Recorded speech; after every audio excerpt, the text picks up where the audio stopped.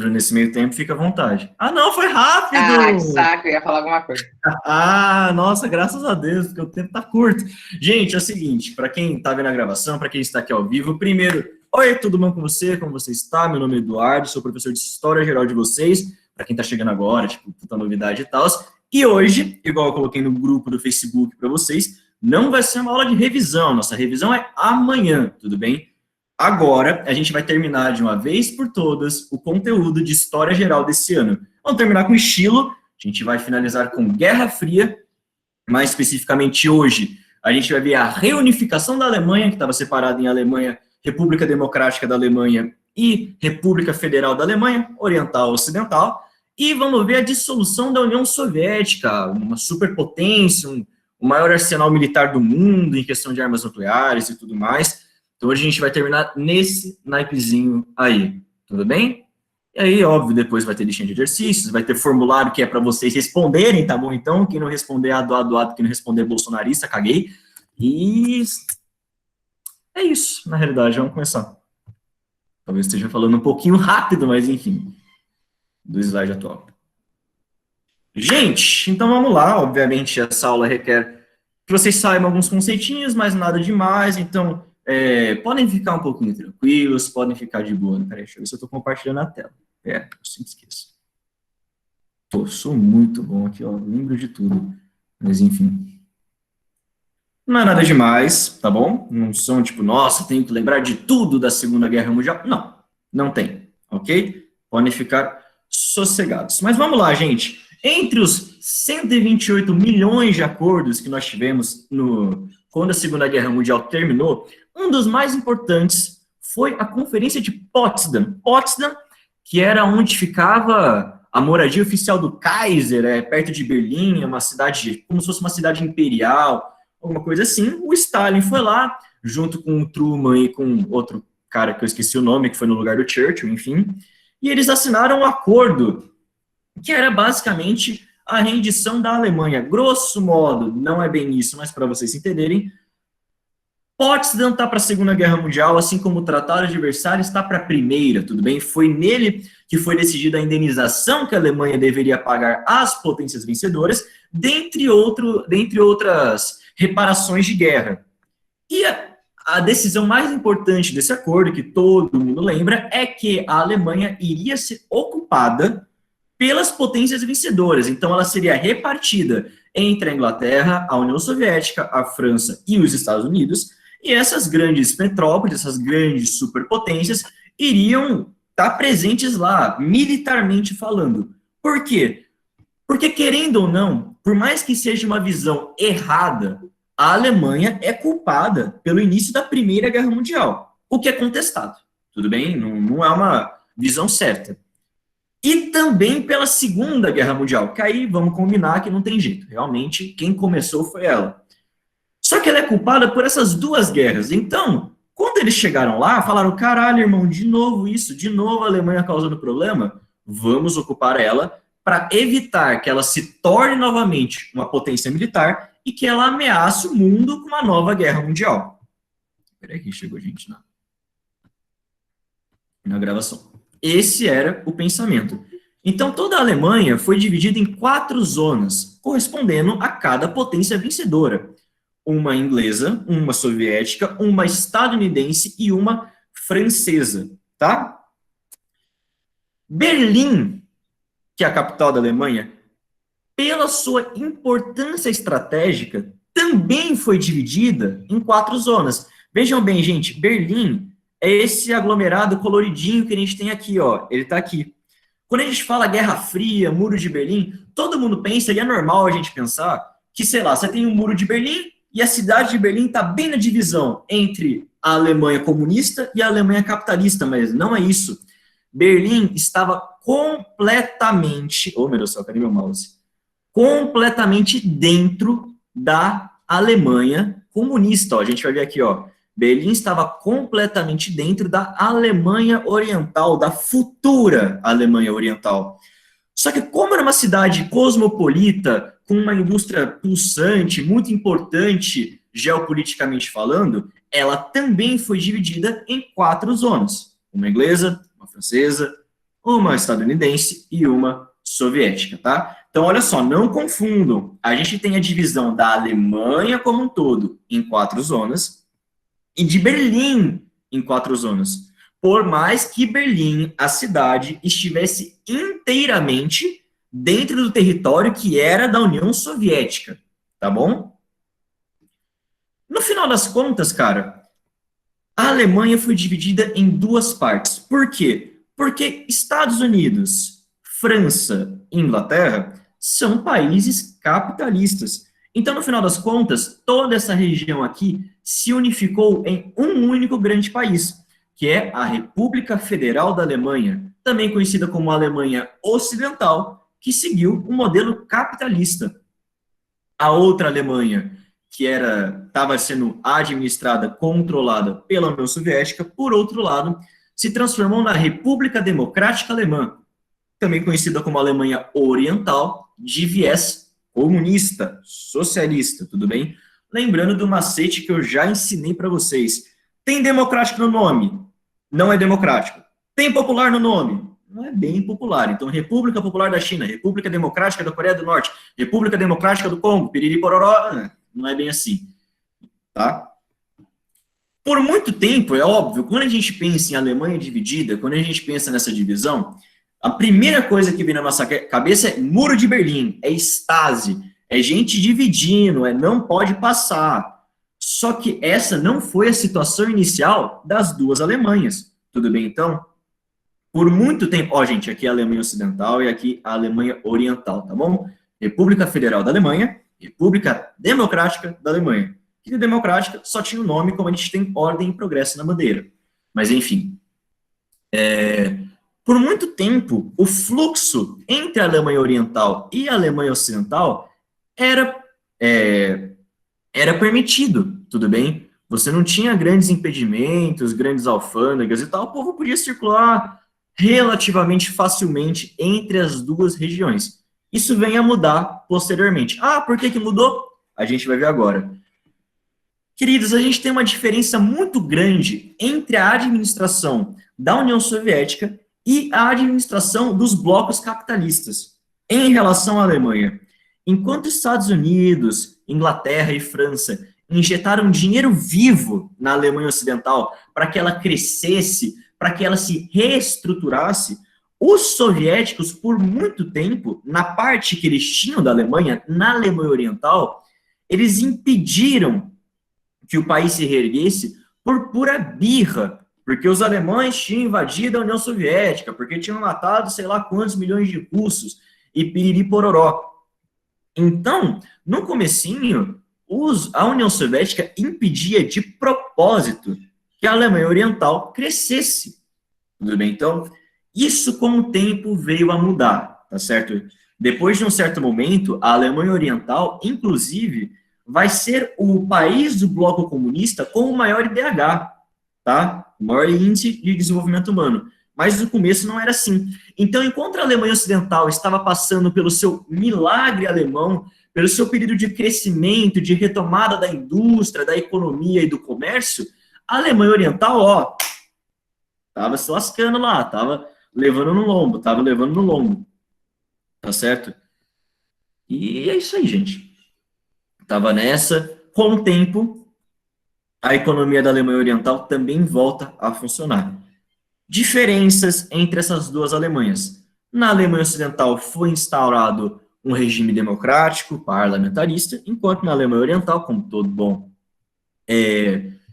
país do comunismo real, do socialismo real, tinha grande repressão do Estado, era uma ditadura. O pluripartidarismo, por mais que existisse, não era praticado no sentido que, tá bom, você tinha outros partidos, mas só um, na prática, podia assumir o governo, e você tem um verdadeiro estado de vigia, gente, tá bom? Então, a gente tem a criação da Stasi, que para vocês terem uma ideia, a Stasi, gente, é o órgão de inteligência da Alemanha Oriental. Olha como os caras eram sinistros. O povo da Stasi era ex-agente da Gestapo, que foi treinado pelos agentes da KGB. Ou seja, era outro nível de repressão. A Stasi foi a maior empresa de inteligência, instituição de inteligência do século XX em questão proporcional. Mais de 20% da população da Alemanha era investigada diretamente, era espionada diretamente. Peraí, que entrou. Nossa, meu WhatsApp tá aberto, cara. Tudo bem? Então, essas eram grandes diferenças, tá? Para vocês compararem uma Alemanha com a outra. E, no começo, gente, as relações entre as duas Alemanhas não eram das mais amigáveis. Elas seguiam uma doutrina chamada doutrina Hallstein, que, teoricamente, existiria apenas uma Alemanha. Sabe a política das duas Chinas? Ou você assume Taiwan, ou você assume a China continental? Aqui a coisa era mais ou menos parecida. A Alemanha Ocidental falava que ela era a única legítima, e a Alemanha Oriental falava o contrário, que ela era a única legítima. E aí os países tinham que ficar jogando nessa corda bamba. Então, se você reconhecia a Alemanha Ocidental, você não podia reconhecer ao mesmo tempo a Alemanha Oriental e vice-versa. E ficava desse joguinho aí, tá? Peraí que entrou gente. O ponto alto de inimizade entre essas duas Alemanhas foi em 1961, quando a União Soviética bloqueou as vias de acesso para Berlim. Então, gente, qual que é o detalhe? Berlim está completamente dentro da Alemanha Oriental, correto? Igual eu já disse para vocês. Para abastecer Berlim, então, tipo assim, a gente tem a Alemanha Oriental. Dentro da Alemanha Oriental tem Berlim. Berlim, por sua vez, é dividida em duas partes. Uma oriental, socialista, e uma ocidental, capitalista. Berlim Ocidental é um enclave, é uma ilha de capitalismo dentro do mar de comunismo. E essa ilha do capitalismo era abastecida pelas vias, pelas estradas da Alemanha Oriental, que eram administradas pela União Soviética. Tudo bem, então? Então, a União Soviética falava, países ocidentais, Estados Unidos, França, vocês podem aí ir tranquilos pelas estradas da Alemanha. Só que, em 1961, a União Soviética bloqueou as estradas para Berlim. Ela falou, agora vocês não vão usar mais as vias de transportes da Alemanha Oriental. Vocês que deem um jeito. Qual que era a ideia dele para fazer isso? Ele queria que os países capitalistas reconhecessem a Alemanha Oriental. Igual eu falei para vocês, doutrina Hallstein. Ou você reconhece uma ou outra. As duas ao mesmo tempo não dá. E ele queria mudar isso. Quem fez isso foi o Gorbachev. Tudo bem? Ele queria mudar. Caraca, mas tá ventando na hora aqui. Vai cair um pé d'água top. Ele queria mudar essa situação. Ele queria que os países ocidentais reconhecessem a Alemanha Oriental. Então ele bloqueia essas vias de acesso para literalmente sufocar Berlim Ocidental. Só que dá errado. Por quê? Porque teve um dos maiores trabalhos de logística da história da humanidade para manter Berlim Ocidental em pé. Como é que eles faziam os transportes de produtos, de comida e etc? Por avião. Então era o transporte aéreo. Gente, era literalmente avião da FAB não, meu Deus do céu, da RAF, etc. Sobrevoava Berlim Ocidental e jogava container, irmão, containerzinho de paraquedas, e o negócio caía. Tudo bem? Era uma coisa de louco, mas era assim que funcionava. Ok? Alguma dúvida até aqui, gente? Vamos sair um pouquinho da Alemanha agora e vamos para a União Soviética. Qualquer dúvida, mandem no comentário. O Eduardo meu xará, perguntou: essa divisão durou até o fim do muro? Sim, senhor. A Alemanha Oriental e Ocidental durou até o fim do muro, inclusive depois que o muro caiu. Um ano depois da queda do Muro de Berlim, a gente ainda tinha divisão de Alemanha Oriental e Ocidental, mas a gente vê isso daqui a pouco, tudo bem? O Léo perguntou, a ONU legitimava alguma parte ou não? Mais ou menos, olha só. A ONU em si não, mas a OTAN sim. Então, a República Federal da Alemanha, que é a Alemanha Ocidental, fazia parte da OTAN. Tudo bem? Que é a Organização do Atlântico Norte, Piriri Pororó, super importante. E a Alemanha Ocidental, gente, por mais que a ONU não reconhecesse, ela tinha mais jogo de cintura na política internacional, tá bom? Era um país mais desenvolvido, afinal de contas. Mas, assim, reconhecer mesmo, não. Tá? A ONU não fez isso, não. Tanto é que depois ela reconhece as duas ao mesmo tempo, se eu não me engano, ok? Bom, vamos continuar então, gente. Saindo da Alemanha um pouquinho agora, vamos para a União Soviética. Na última aula, a gente viu o período do Stalin e um pouquinho do período do Khrushchev. Hoje a gente vai terminar o período do Khrushchev, ver o do Brezhnev e terminar com Gorbachev, ok? Todos os nomes russos, lindos, maravilhosos. Mas, enfim. Vou dar então, gente, característica para vocês do governo do Khrushchev, do Brezhnev, do Gorbachev, e aí a gente acaba essa aula de uma vez, ok? Porque é importante para a gente entender como a União Soviética saiu daquele estado de polícia completamente autoritário e maluco para se dissolver em 1991. Essa continuidade é importante, tá bom? Então vamos lá.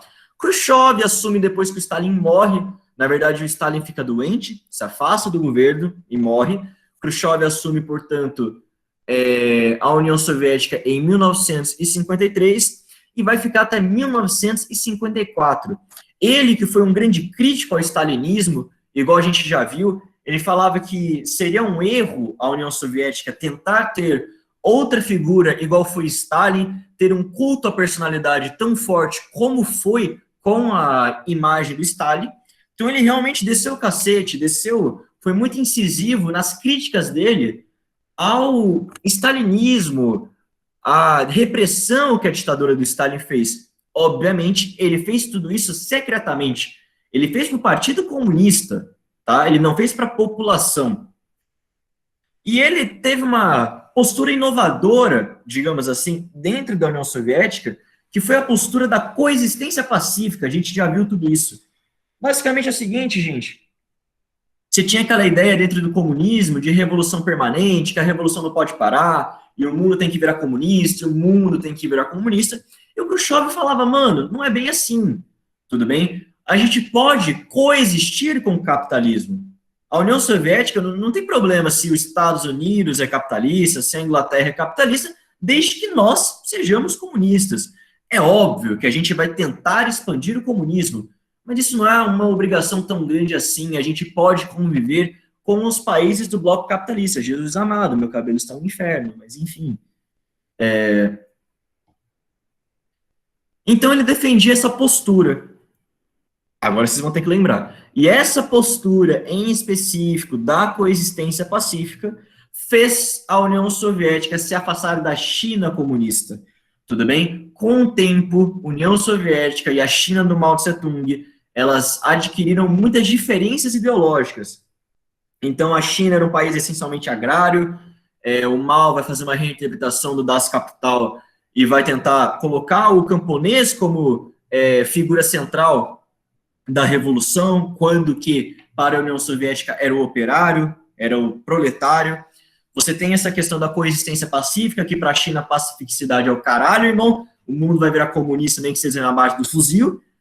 Então, durante o período do Khrushchev que você tem esse rompimento definitivo entre China e União Soviética, tudo bem?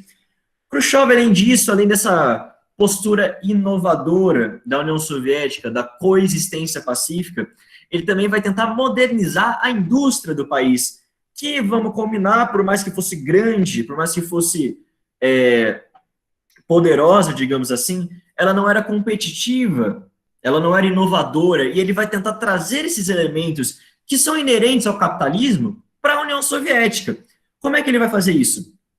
Ele vai meio que quebrar, não completamente, mas quebrar grande parte do monopólio das empresas da União Soviética. Lembrando que na União Soviética as coisas eram estatais, eram governamentais, e elas detinham o monopólio de tudo. Tendo monopólio, não era interessante para essas empresas, não era necessário que essas empresas se renovassem, empreendessem. Eu sei que eu estou parecendo coach falando isso, tá? Mas esse era o Khrushchev, tá bom, gente? Não é que eu concorde 100% com isso. Mas elas não empreendiam, não variavam, não criavam. E ele vai tentar fazer isso quebrando esse monopólio. Vai tentar fazer experimentos para ver se a produção da União Soviética dá uma aumentadinha. Tudo bem? Vai reduzir para isso. Para que isso acontecesse, ele vai reduzir um pouco os gastos militares da União Soviética, lembrando que estamos, afinal de contas, na Guerra Fria, então é bomba atômica para tudo quanto é lado, é submarino nuclear, é sei lá o que, a AK-47, a faca perfeita para o combate, e etc. E vai continuar isso daí, vai diminuir o gasto militar e vai tentar focar esse gasto em melhorar bens de consumo, a indústria de bens de consumo, então eletrodomésticos, etc., para dar uma melhorada na vida da população, que não era das melhores na Mother Russia, tudo bem? Só que o Khrushchev, ele vai desagradar, todas essas reformas que ele estava tentando fazer, vão desagradar uma parte da elite soviética chamada nomenclatura, que era um grupo seleto de pessoas que eram da alta patente do governo, então eram militares, eram burocratas, eram artistas, e esse grupo seletinho, esse clubinho, ele gozava de um monte de privilégio, mas um monte. Tinham bons salários, boas moradias, acesso à saúde, era uma coisa que a população em geral até tinha, só que não era da qualidade que eles tinham, tudo bem então? E ele vai desagradar essa nomenclatura, porque ela é responsável, principalmente, pela administração industrial. E vocês concordam comigo que a quebra desse monopólio não é uma coisa boa para eles, pensando pragmaticamente aqui? Pois é. Então, as reformas do Khrushchev vão desagradar muito esse povo.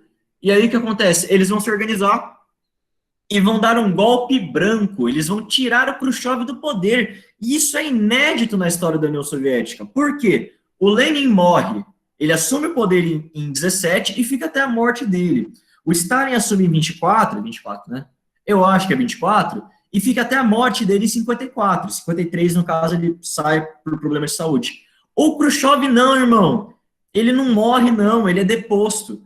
O Brezhnev, que é o sucessor dele, morre no cargo. E o Gorbachev só não morre porque a União Soviética acaba durante o governo dele. Então, isso é inédito na história da União Soviética. Ele sai, só que ele sai deposto. Ele não sai morto, entendeu? E é um golpe branco, tá bom, gente? Porque não é um golpe, tanque na rua, piriri pororó, e vamos bombardear o Khrushchev. Não, ele é deposto, tipo, sai daí, vai. Então foi um golpe branquinho, foi um golpe de boa, ok. No lugar dele, depois que a nomenclatura aplica esse golpe, entra o Leonel Brezhnev, que o governo dele vai de 64 até 84, tudo bem? Tudo não, mas grande parte das políticas que o Khrushchev tinha feito de liberalização, de mudanças na indústria, piriri, pororó, o Brezhnev vai endurecer de novo, irmão. Brezhnev era da linha dura do Partido Comunista.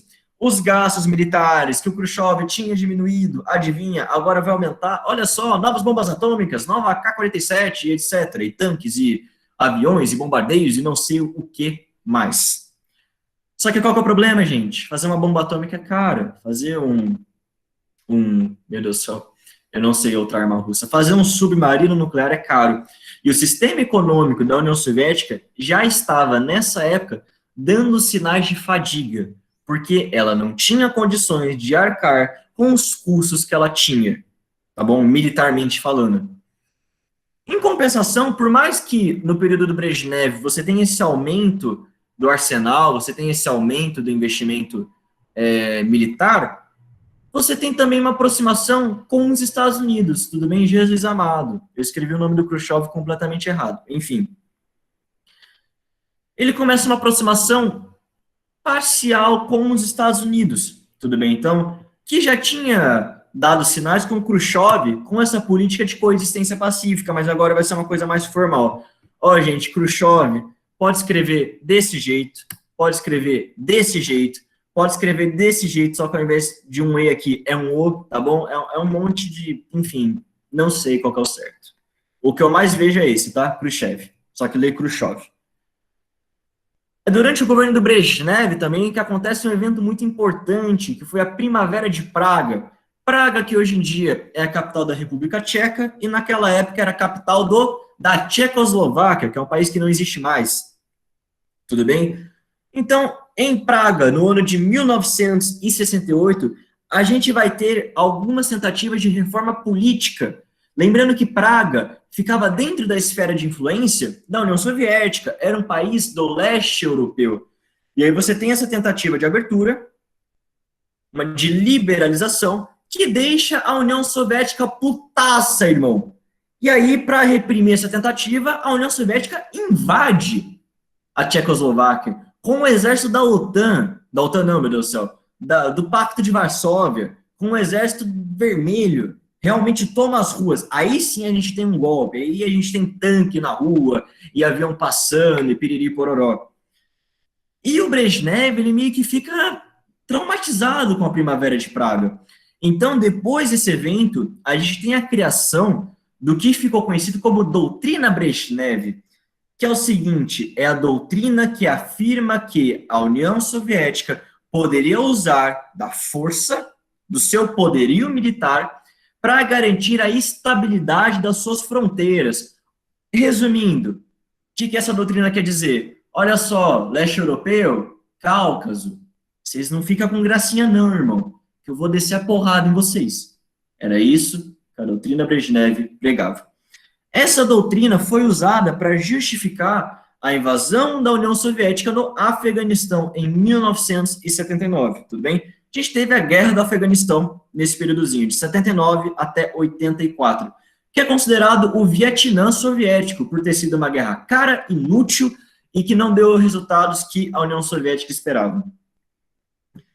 E, por fim, o período de governo do Brezhnev é conhecido como Era da Estagnação, que é a década de 70, de 80, quando ele vem a morrer. Que a gente teve um crescimento, a União Soviética até então estava crescendo num ritmo bem acelerado, maior que o dos Estados Unidos. Só que durante o Brezhnev, dá aquela baixada. A economia não estava aguentando, estava dando sinal de fadiga, estava dando sinal de crise, e aquele crescimento vertiginoso que a União Soviética estava tendo, para. Tá bom? Gente, eu sei que está rápido, mas tem que ser assim. Hoje vai ter que ser frenético mesmo. Alguma dúvida até aqui? A Ruth perguntou, qual que era o motivo de invadir o Afeganistão? Aumentar a esfera de influência da União Soviética, Ruth. Tudo bem? Era interessante para ela, naquele contexto, invadir o país para tentar colocar um estado fantoche, igual foi com os Estados Unidos no Vietnã. Tudo bem? Então, Vietnã do Norte e do Sul.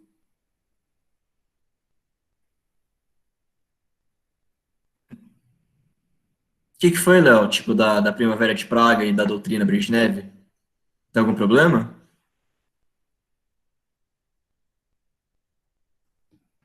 Eu tava tentando escrever, mas eu demoro muito. Você pode explicar, assim, tipo, rapidão?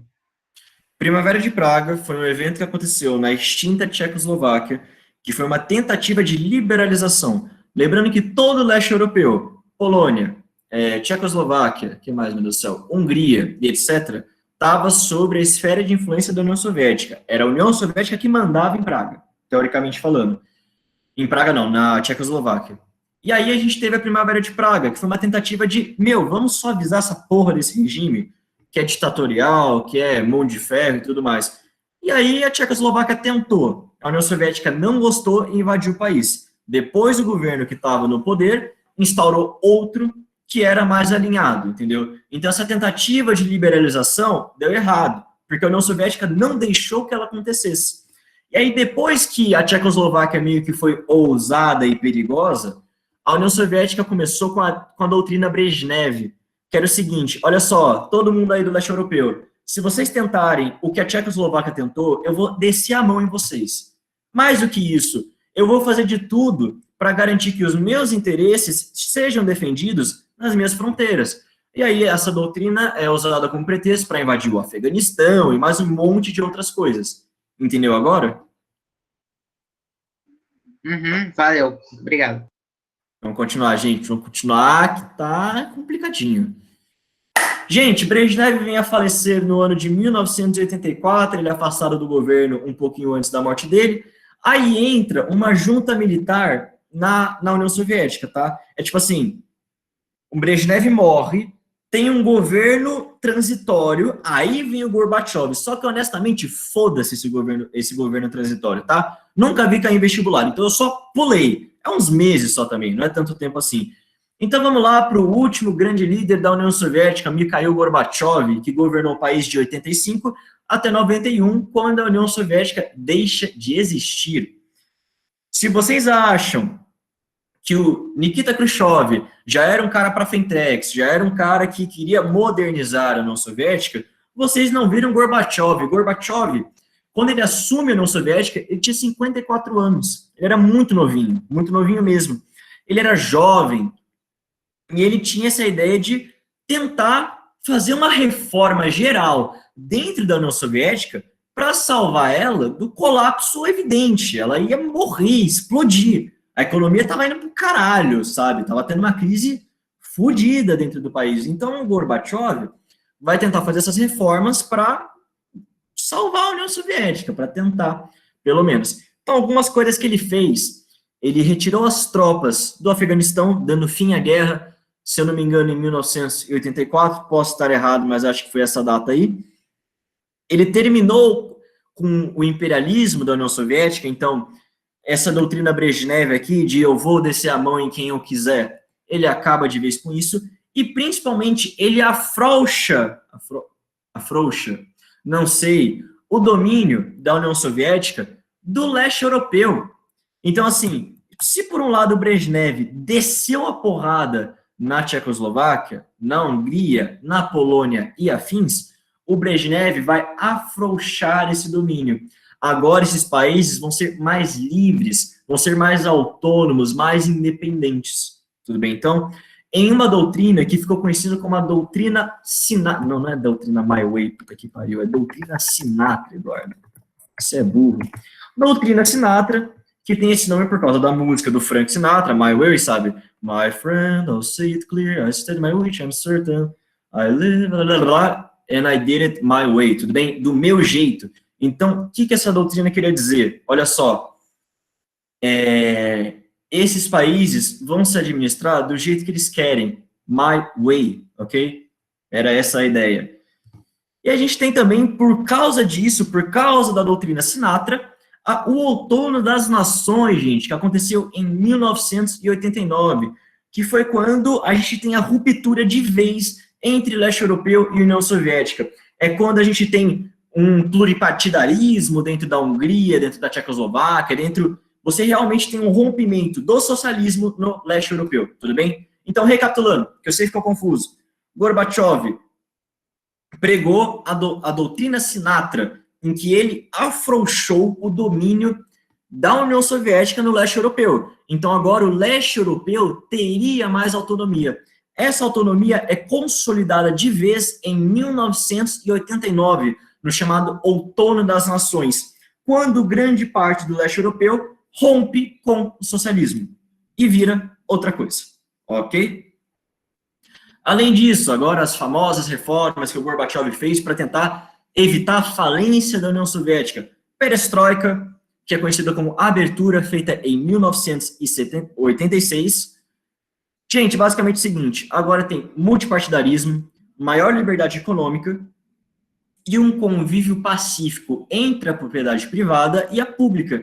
A gente tem o início das privatizações na União Soviética, tudo bem? Então, que era para tentar dar uma alavancada na economia, ter um empreendedorismo, uma coisinha maior aí, tá bom então? Porque o país meio que está indo à falência.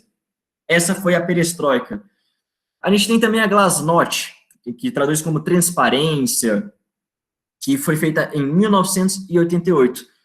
Que era dava maior liberdade individual à população. Agora a censura não era tão mais forte. Você tem uma certa liberdade de imprensa e ele libertou todos os presos políticos que foram detidos por causa da nomenclatura, porque esse povinho era poderoso. Quem ia contra a nomenclatura ia preso. Gorbachev liberou essas pessoas. Então, olha só, vamos recapitular. Tirou as tropas do Afeganistão, acabou com o imperialismo da União Soviética, afrouxou o domínio no leste europeu, o que permitiu que, posteriormente, esses países fossem livres de vez, tudo bem? Se administrassem. Fez uma reforma liberalizante, no sentido liberal mesmo, de ser alinhado com o liberalismo. Fez uma reforma também bem liberal, de liberdades e tudo mais. O Ocidente olhou para isso e falou, olha que maravilhoso. Agora, dentro da União Soviética, ninguém gostou dessa merda. Por um lado, a gente tem o povo que era mais liberal que o Gorbachev, que achava que as reformas dele por mais que importantes, não foram o suficiente. E tinha o povo da ala dura do Exército Vermelho, da ala dura do Partido Comunista, que achava que o Gorbachev tinha ido longe demais. Vocês entenderam? Tentou agradar gregos e troianos, não agradou a ninguém, no final das contas. Alguma dúvida do Gorbachev, gente? Que eu sei que é bastante coisa. A Ruth perguntou. A Georgia perguntou, não era Primavera das Nações? Tem esses nomes, tudo bem? Eu não sei se tem apelido, Georgia. Não sei nem se é assim que fala seu nome, desculpa. Mas, tipo, tem esse nome também. É tipo assim, ruptura com o socialismo, revoluções de 1989, Primavera das Nações, Outono das Nações, é tudo o mesmo nome para a mesma coisa, tudo bem? Aí a Ruth perguntou, Outono das Nações é o movimento em que os países puderam deixar de ser socialistas? Isso, exatamente isso. Exatamente isso. Beleza? Gente, alguma duvidazinha do Mr. Gorbachev? Porque senão... Até que horas vai essa aula? 4h30, né? Ih, fudeu. Mas vai ter que correr. Mas tá acabando já, falta pouquinho. Bom, vamos lá, gente, rapidão então. Pessoas que estão me vendo aqui, é 4h15? Puta, aí fodeu. Não, aí fodeu legal. Aí, deixa eu ver aqui. É 4h15, mas a aula da Camila começa às 4h30. Gente, mil perdões, eu vou ter que ir correndo aqui então, não sabia que era esse horário, foi mal, gente, 45 minutos é foda. Gente que tá vendo pela primeira vez, eu não sou assim normalmente, tá? Não é tão frenético desse jeito. Espera lá que eu vou correr então.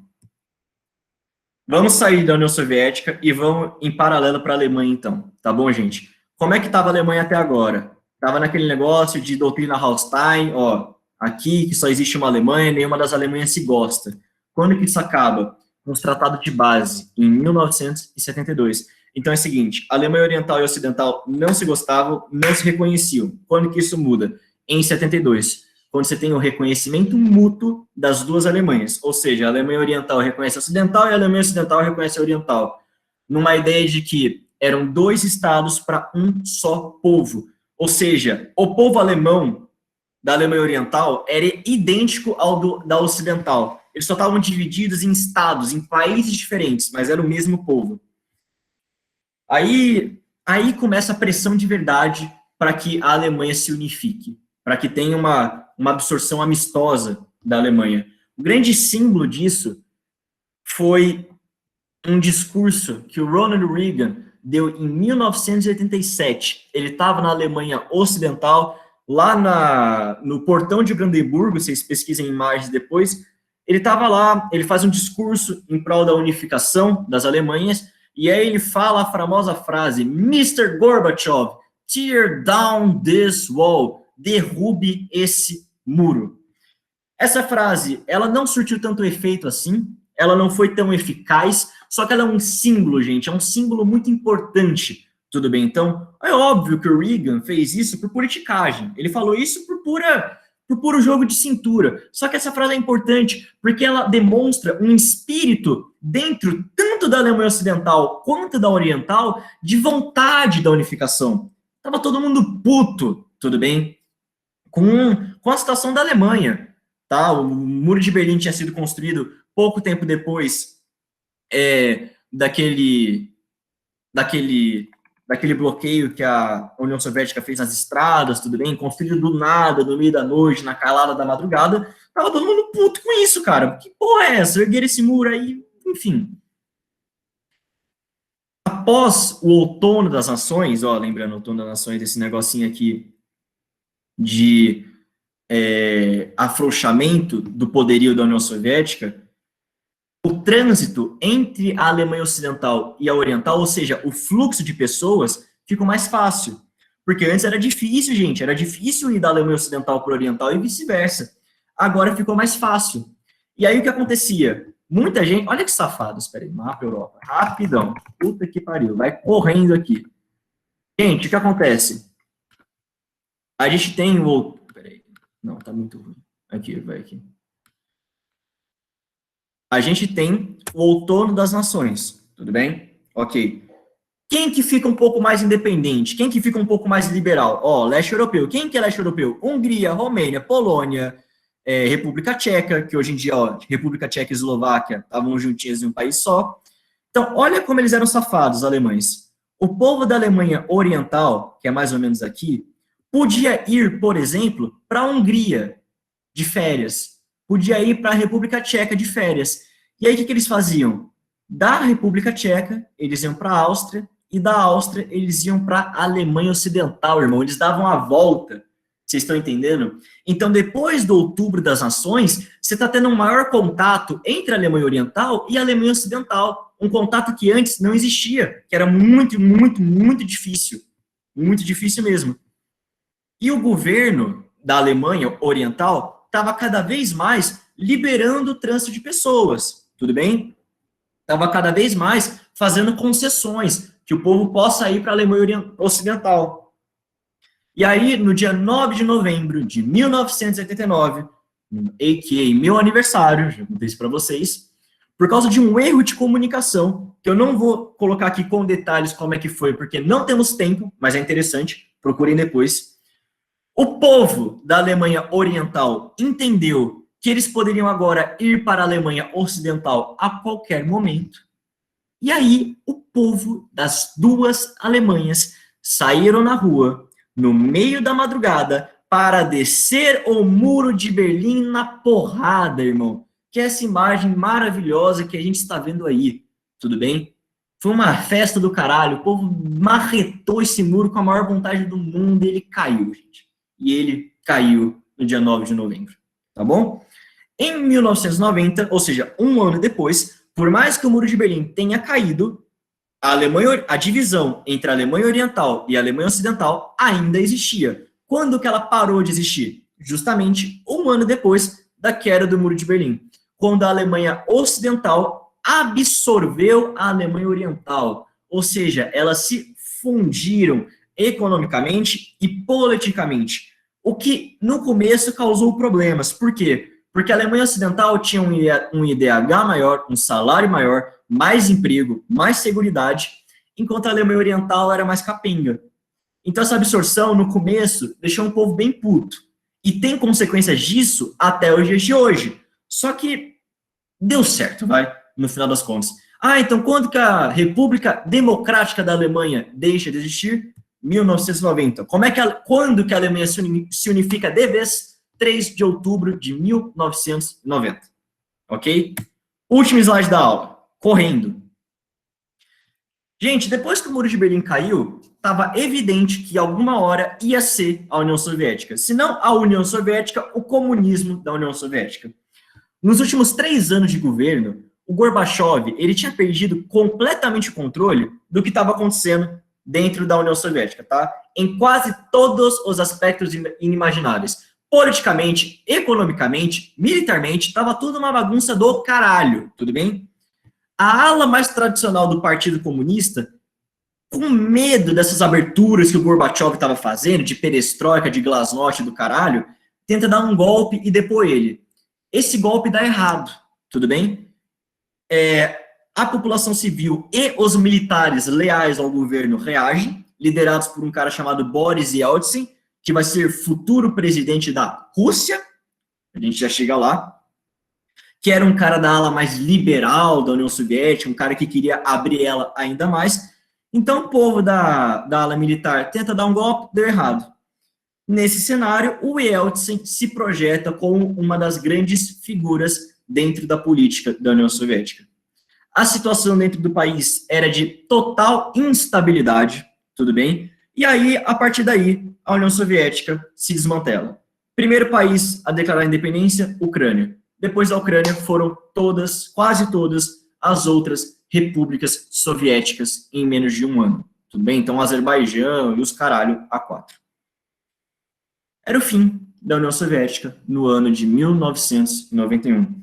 Depois disso, a gente teve... Quem realmente selou o fim da União Soviética foi o Pacto de Belaveja, que também é conhecido como o Acordo Secreto de Minsk, que hoje em dia é a capital da Bielorrússia. Esse foi realmente o fim oficial da União Soviética. Foi um acordo secreto? Foi. Mas foi ele realmente que colocou um desfecho de vez à extinta União Soviética. E aí a gente tem também a criação do CIE, tudo bem? que é a Comunidade dos Estados Independentes. Que é assim, gente, por mais que a União Soviética tenha deixado de existir, as antigas repúblicas ainda tinham laços muito fortes. E a CIE era representante desses laços, tudo bem? Então, tipo assim, imagina se a União Europeia deixar de existir hoje. Acabou a União Europeia, acabou, não existe mais. França e Alemanha vão deixar de ser amiguinhas por causa disso? Não. Foi a mesma coisa aqui. A União Soviética deixou de existir. Só que alguns laços, principalmente econômicos, ainda continuaram, mesmo depois da dissolução do país. Ok? Gente, isso aqui eu passo na revisão amanhã, tá? É 5 minutinhos, eu não vou segurar mais vocês, não. Vocês têm aula da Camila e tudo mais. Puta merda. Jesus amado. Gente, tá tudo bem? Tá tudo ok? Tem alguma Ô, dúvida? Edu, como é que chama? É Bielorrússia? Bielorrússia. Assim, ó, literalmente assim, ó. Bielorrússia. Não, tá errado Que isso. é atual... Não, Bielorrússia é Bielorrússia hoje em dia. Ah, não sei como que era esse nome, enfim. Gente, todo mundo presta atenção agora. Pelo amor de Cristo, de Deus, de Alá, de Buda, Ai, do tá Paul fazendo... McCartney, não sei. Prestem atenção.